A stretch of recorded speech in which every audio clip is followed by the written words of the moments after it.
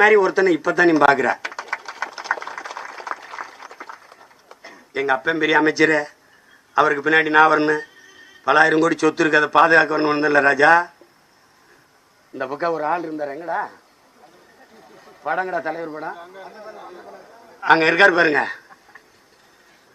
அவன் இதே மாதிரி நிலங்களை அந்நியன் பறிக்க கூடாங்க போராண்டவன். அவன் துப்பாக்கி வச்சிருந்தான், அவன் கறி வச்சிருந்தான், நாங்க அறிவாயுதம் வச்சிருக்கோம், அவர் துப்பாக்கி ஆயுதம் வச்சிருந்தாரு. 2 தான் வித்தியாசம். அஞ்சுவதும் அடிபணிவதும் தமிழன் பரம்பரைக்கே கிடையாது.